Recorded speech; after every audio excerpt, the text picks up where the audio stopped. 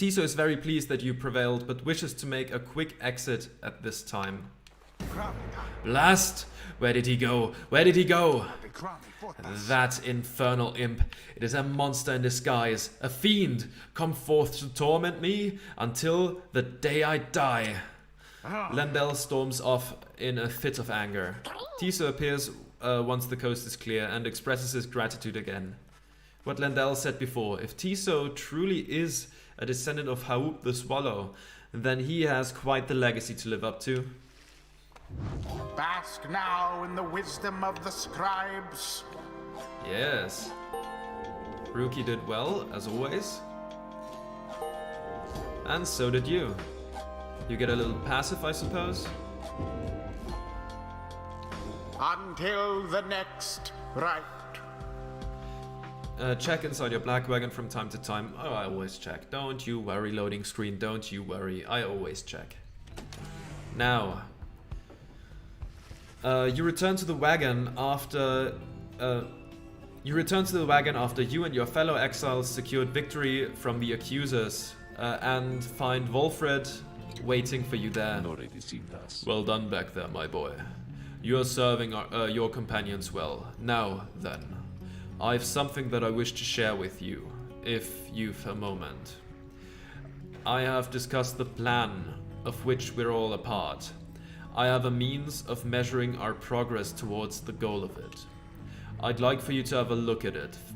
First, let's determine where the rites may take us next. Look forth. I expect you shall again see several shining stars, where once you saw but one. Alright, the scribe stars beckon. Now where do we want to go next? Trieste, Jomur, or Gaul? Several shining stars. A trick of the eye, or the will of the scribes, who can say? I too once gained this newfound vision many years ago, following my first liberation rite, and I believe only we of the Nightwings have this gift. I realized that in choosing whom the Nightwings confront in each rite, we in turn influence which triumvirate we face when the time comes for someone to be set free. The object I invite you to use contains further detail. Henceforth, you may use Wolfred's planner to see your current progress. Okay. Alright. Using Wolfred's planner, you may assess your progress towards your ultimate goal, as well as check the current standings of your adversaries. Wolfred shall keep this information up to date for the remainder of your quest. You may look over it now, or anytime in the Black Wagon, or while searching the stars. Okay. One additional rite required. Liberation rites conducted 1. Okay. Rites till next liberation ? Okay. Nightwings are 9-0. The withdrawn are 6-3. Accusers have not been doing too well. The Pyre heads haven't either. Same for the dissidents. Basically, the withdrawn have been doing the best. Okay.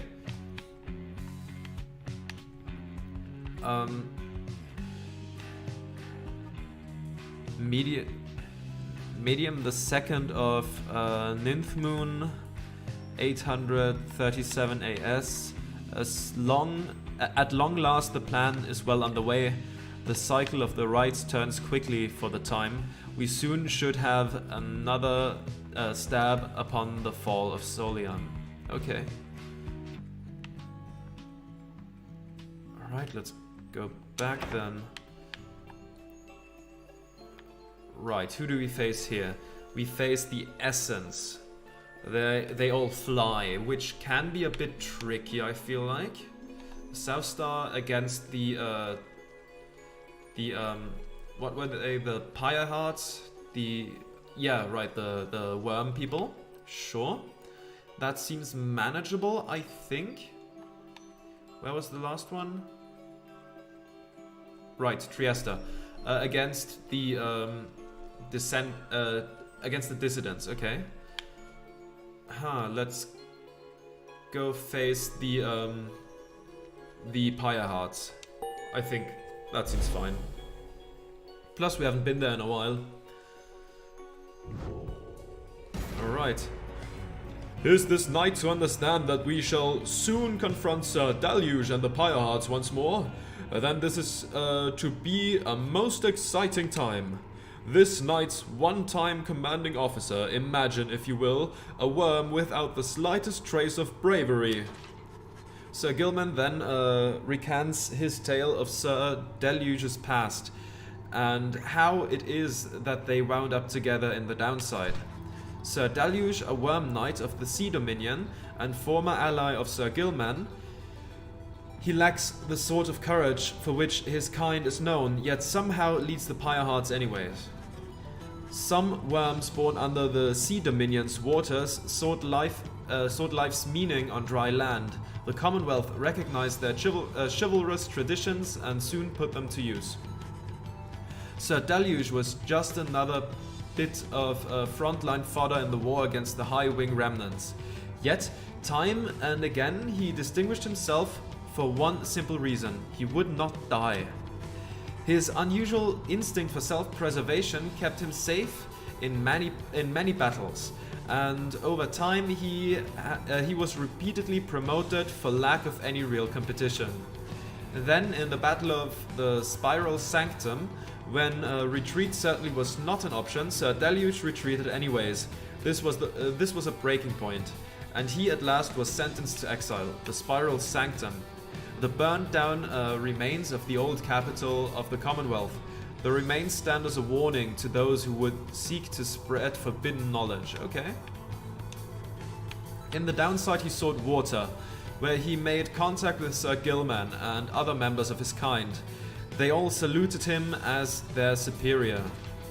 The other knights had little choice but to respect his rank.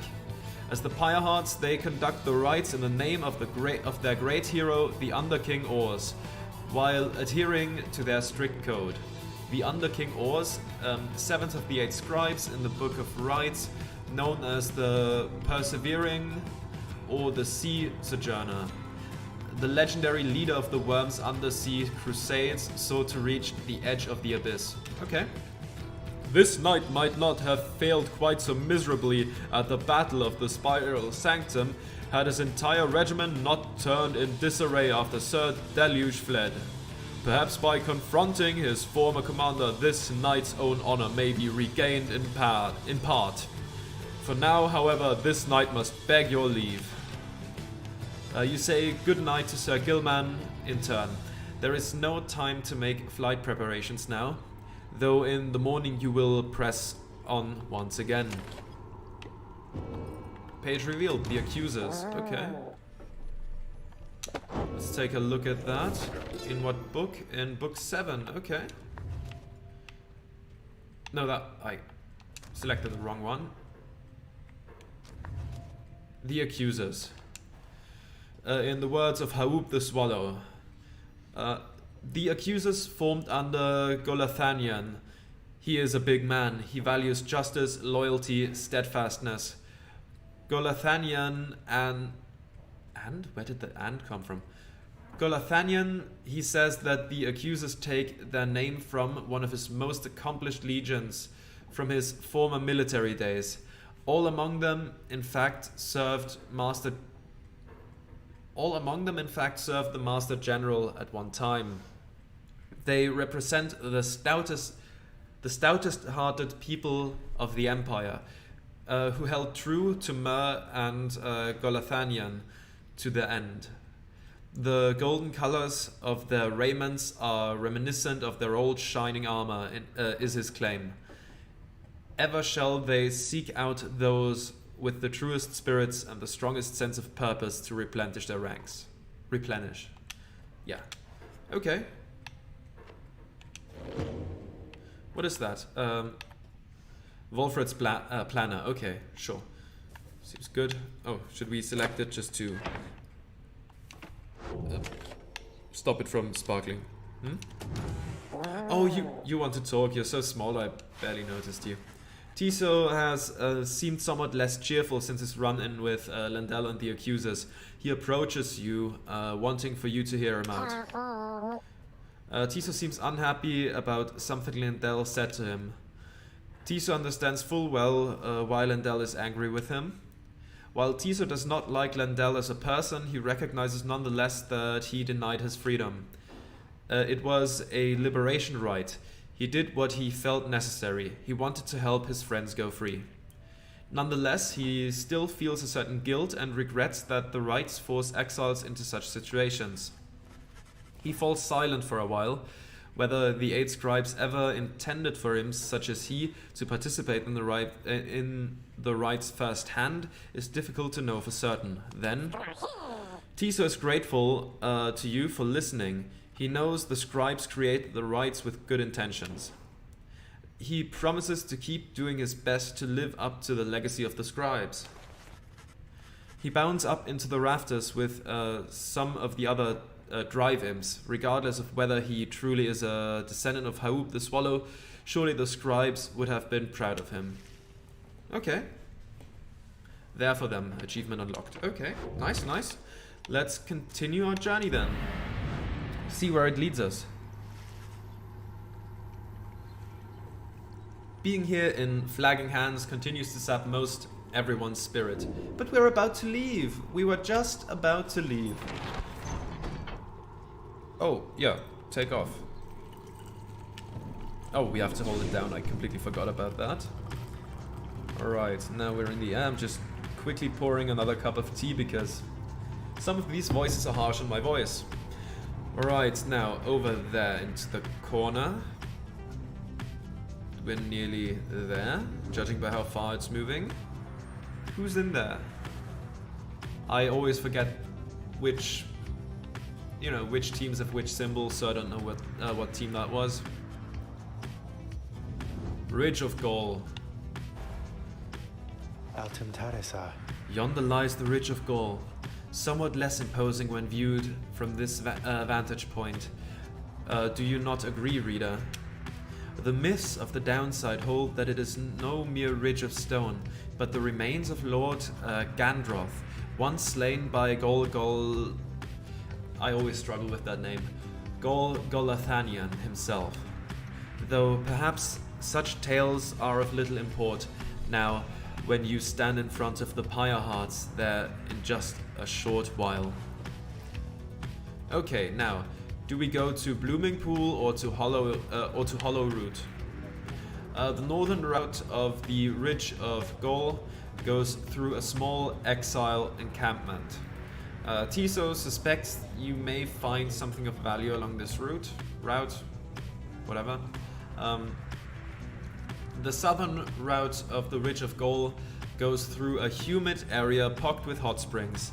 Pamitha says she can sway the coming right against the Pyre hearts in your favor here. Sure, let's do that then. Page was revealed. Downside Prairie. I have to remember that so I don't miss the page, okay? You make a successful landing in Downside Prairie, near the southern edge of the downside, okay.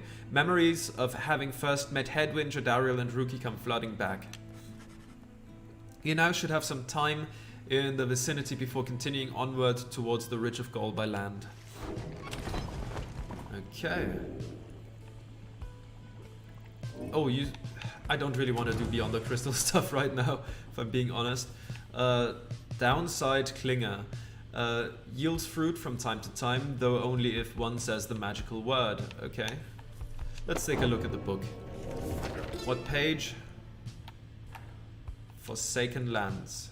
Oh, Downside Prairie, it's already open. Good. In the words of Molten Millith, the Wild Witch, the downside is connected to our realm via a strange artery, the river named for our prestigious sap colleague Luce Chlorian. That river gushes into seeming nothingness. That seeming nothingness turns out, of course, to be the downside.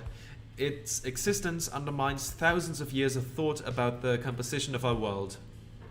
The downside southern edge, we call it a sandfold.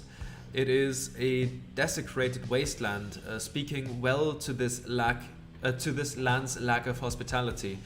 Here, the strength of many who survive the river journey finally fails. If only they could clamber further north, where lies the verdant downside prairie. A better place to perish, to be sure. Okay. Flagging hands, yeah. Okay. Alright then. Let's instill fear in the Pyre hearts. You do your best to keep up with Pamitha as she delves into the lush overgrowth of Blooming Pool. She indicates that some of her winged sisters may be nearby to lend her aid. Right. This is as far as you can follow, Rita, darling. Please excuse me for a little while. She swoops off, leaving you on your own. Some time passes, during which you can almost feel the downside encroaching all around you. And then... Well, that was certainly interesting. I suggest we get out of here. It would appear the Pyre hearts soon will have a little accident that should dampen their spirits. You ensure the Pyre heart shall suffer -3 hope for the next ride. Underhanded, but I'll take it. What do you want to say, Pamitha? You find Pamitha by herself again, though her expression is grown darker than her custom. Leave me be, would you, Rita, darling? Trying to get some good and proper moping done here, and you're distracting me. Leave me be, Rita. Just leave me be, Rita. Just leave me be. You don't want to know what's lurking in my heart or mind. What you'll find there isn't pretty. Yet something about her thought process is different to you now. You know that with her conditioning, she can resist your scrutiny, but now her thoughts are laid bare to you. See what she is thinking. Pamitha seems to be inviting you into her thoughts. You remain there in that lonesome space with her. What is it going to take, I wonder, Pamitha? Shall I just go ahead and kill them all? What would be proof enough, perhaps, about my loyalties to you and our sisters? Perhaps I ought to start with this one right in front of me. The bond between you severs as Pamitha opens her eyes and stares at you. She then smiles sweetly and gives a gentle laugh. You see, Rita, darling, my thoughts are rather cumbersome at times. But do not fear, I have them very well under control. Still, thoughts being the loathsome thing they are, I nonetheless cannot fully suppress them. She exhales and looks askance. I don't know that word. I guess she looks away from me or something. You know by now why I am in this mess with you, with all of you. You could say I lack Tamitha's sense of commitment, her seal. She lives only to see your nation overthrown, or something worse, if she could have her way. Centuries of conflict can be quite emboldening that way, especially when one's sister's leading cause of death is Commonwealth forged steel. Wielded with the utmost of mercy, of course. Well, I had little patience for the senselessness of it myself. Became a bit of a pariah, I suppose. I knew Tamitha was going to get herself and others killed someday. So when she was to fly out of this one big mission... on this one big mission of hers, I had other arrangements made. But after she was caught, your people did not exactly uphold their end of the bargain. I knew there were such risks, of course, and yet, a chance is still a chance. Tamitha was clipped and cast down. A mercy, they called it.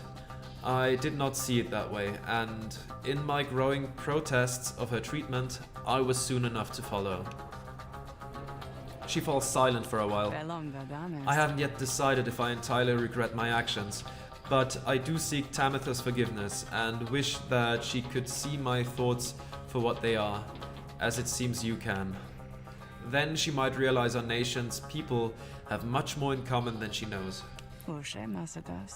Sometimes I wonder which one of them's the stupider. She brushes past you and out of the wagon for now. Roster bio updated, okay. Let's continue on our journey though.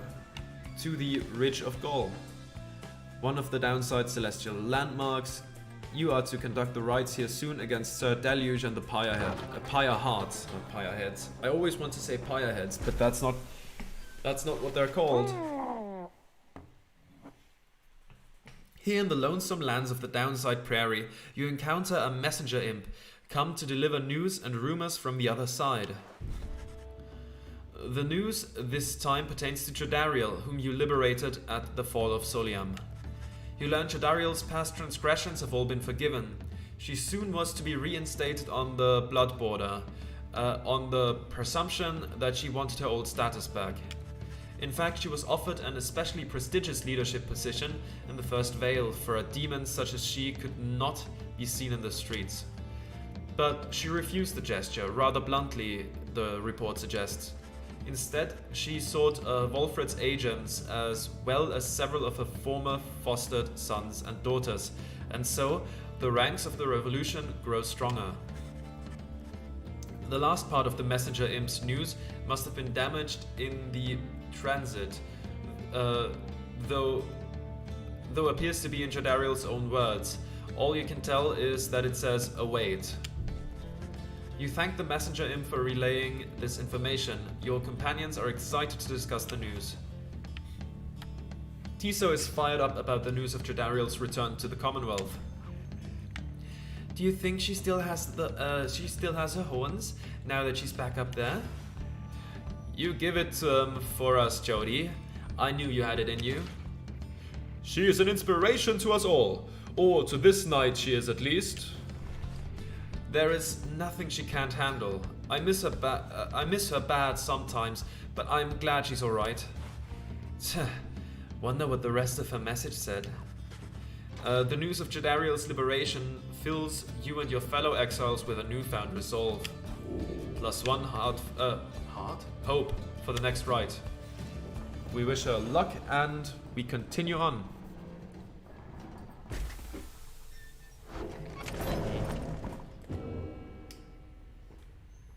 The scribe's deeds and something Gaul. Okay, let's read that real quick. All right, the scribe's deeds are here. Okay, in the words of Golathanian, the Master General, I wish to be remembered not for boastfulness. Thus, I refrain from detailing our exploits across the land, save to say that they were numerous. Know that only through our combined strength of arms and wit did we withstand the savage land. Such were the monstrous dangers that it posed. I came to see that all the terrors which I had at bedside in my youth were based entirely in fact. So great they were, they blotted out the sky. Such was the evil that we vanquished, that the remnants of it yet shine under the stars. And in the end, it was the stars which guided us towards the truest calling. Okay, now to this one. The Ridge of Gaul by Luce Glorian. The serpent titan Gandroth turned to brittle stone not long after his death. Of that you may be certain. What remains is a flat, elevated basin that stands us closer to the heavens. Upon the fallen Gandroth's hide, the stars themselves alight, and you shall know you stand on sacred ground. We set the metal sigils, lit the candle flames, and were emblazoned on the rock-like forms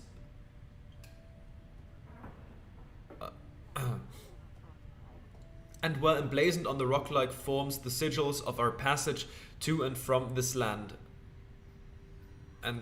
And then the stars themselves, they did reply to us. They sang, shining bright, their voices loud and clear. We understood their cadence, and we knew how often to return. Okay. That sentence made me stumble a bit. Common room. Oh, new Pamethus biography. Okay, crime, conspiracy, motive, insurrection, years exiled, 4. Still unknown, not applicable, unknown, unknown, unknown. Okay, so we didn't miss any of that. Okay, good. Now,